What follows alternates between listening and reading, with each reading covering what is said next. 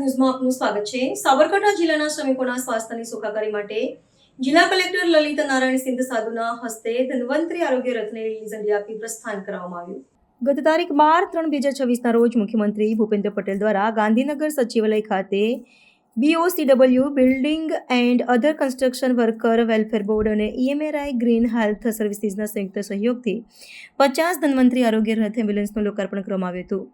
આ એમ્બ્યુલન્સોનો મુખ્ય હેતુ શ્રમિકોને આરોગ્ય સેવાઓ વધુ સુલભ અને નજીકમાં ઉપલબ્ધ કરાવવાનો છે।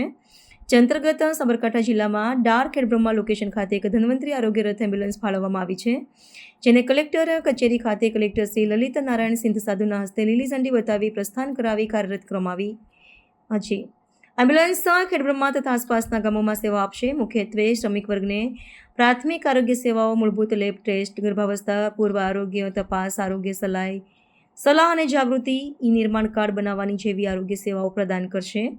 ઈ નિર્માણ કાર્ડ દ્વારા શ્રમિકો BOCW વેલફેર બોર્ડમાં નોંધણી કરી શકશે અને સરકાર દ્વારા આપવામાં આવતી વિવિધ શ્રમિક કલ્યાણ યોજનાઓનો લાભ મેળવી શકશે। આ પહેલનો મુખ્ય હેતુ શ્રમિકો તથા ગ્રામ્ય વિસ્તારોમાં રહેતા લોકોને તેમના દ્વારા સરળ, સુલભ અને ગુણવત્તાસભર આરોગ્ય સેવાઓ પહોંચાડવાનો છે। આ કાર્યક્રમમાં BOCWWB જિલ્લા નિરીક્ષક, જિલ્લા project manager, project coordinator, 108 team સાથે EME ટીમ અને 181 ટીમ, ચાઇલ્ડ હેલ્પલાઇન ટીમ, ડેર ટીમના અધિકારી ઉપસ્થિત રહ્યા હતા। Reporter MD Parmar, Sabli. આવા ન્યૂઝ જોવા માટે સાબર આવાઝ YouTube ચેનલને સબસ્ક્રાઇબ કરો અને લાઇક કરો, જેથી હવે પછીના દરેક સમાચાર સબસ્ક્રાઇબ કરેલા હશે તેઓને નવા સમાચારની માહિતી મળી જશે।